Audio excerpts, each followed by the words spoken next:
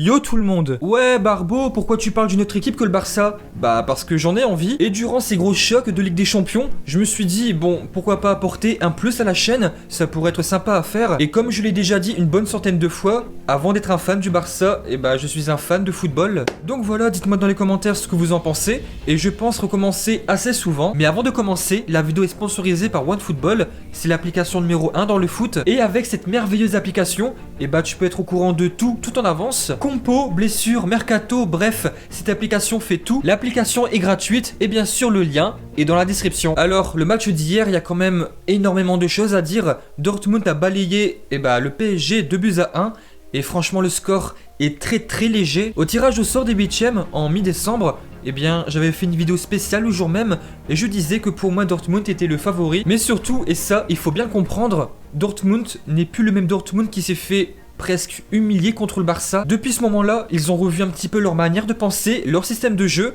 Ils attaquent maintenant en 3-4-3. Et franchement, c'est limite 7 attaquants. Et surtout cet hiver, ils se sont renforcés. Hier soir, la grosse différence entre les deux clubs, c'est qu'il y en a un qui est resté fidèle à son jeu et qu'un autre club, à la dernière minute, a changé son système. Hier soir, Paris a revu son système de jeu.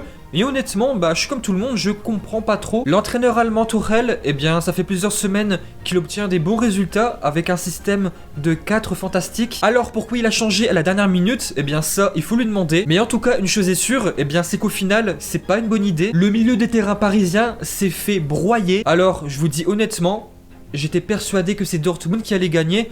Ça fait plusieurs semaines qui sont favoris pour moi. J'étais vraiment persuadé que le club allemand allait livrer une grande prestation, mais pas à ce point. Et franchement, ça m'a assez impressionné entre le Dortmund qui a vraiment perdu contre le Barça et le Dortmund qui a gagné hier contre Paris. Il y a 3 classes d'écart. Dortmund a eu 2 gros défauts et j'espère qu'ils vont pas le payer, c'est le manque de finition. Franchement, ils ont marqué 2 buts, mais ils auraient pu en mettre 5-6. Ils ont loupé des très grosses occasions. Et puis voilà quoi, dans 3 semaines, au match retour, le mur jaune sera pas là. Et ça sera pas du tout la même ambiance. Et ensuite, le deuxième petit défaut, c'était le défenseur Hummels. Il a quand même bien joué, attention, je dis pas le contraire. Mais ça se voyait quand même qu'il était un petit peu le maillon faible de l'équipe. Et pour Paris, c'est vraiment dommage. Ils ont des joueurs quand même capables de prendre la profondeur. Et face à Hummels qui est quand même assez lent, ils ont pas été trop capables. Ils ont dominé 90% de la partie et a seulement marqué 2 buts. Et je pense vraiment qu'ils vont payer au match retour, car Paris a quand même marqué un but à l'extérieur dans un petit temps de temps fort. Seulement 10 minutes, but de Neymar. Et franchement, heureusement qu'il a marqué, car c'était vraiment un match de sa part minable, pitoyable. Neymar hier soir s'est fait manger, broyé au milieu de terrain, et ça s'est vu vraiment directement. En 15 minutes, il avait déjà subi 3 fautes. Le point positif que je vais retenir du PSG, déjà c'est le but, ça c'est quand même un très gros point. Mais allez, le petit point que je vais retenir quand même, c'est que malgré qu'ils étaient perdus et totalement dominés, je les ai pas sentis déconcernés. Ils essayaient quand même d'élever le niveau de jeu. Bon, ils ont pas forcément réussi, mais bon, ça c'est une autre histoire.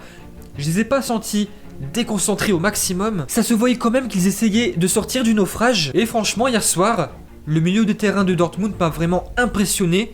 Pressing, intensité, ils défendent ensemble, ils attaquent ensemble.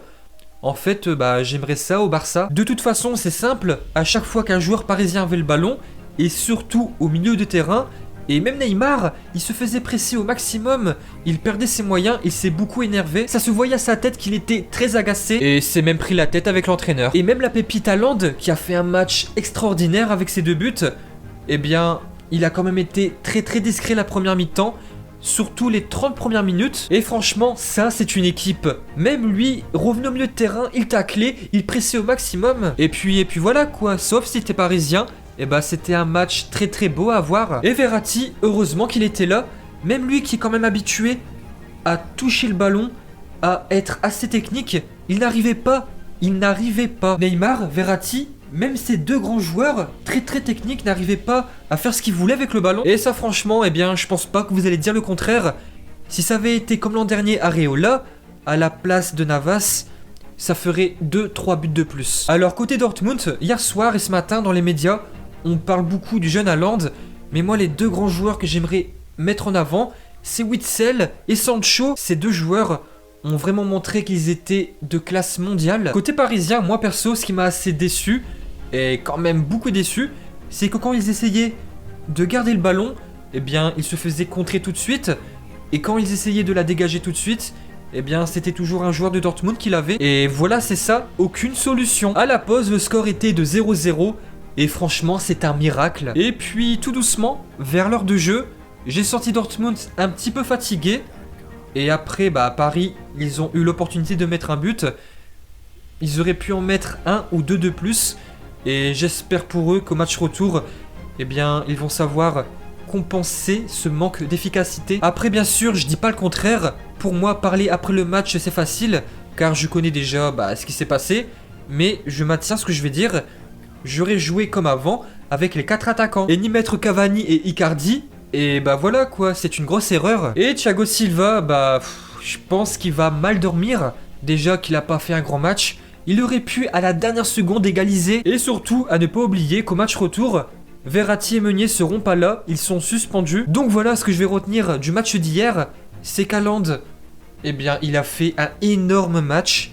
Sancho et Witsel aussi. Paris a joué avec des individualités, alors que Dortmund c'est tout le contraire. Ça a été le collectif qui a payé. Et si vous voulez mon avis, la qualification pour moi, c'est du 50-50.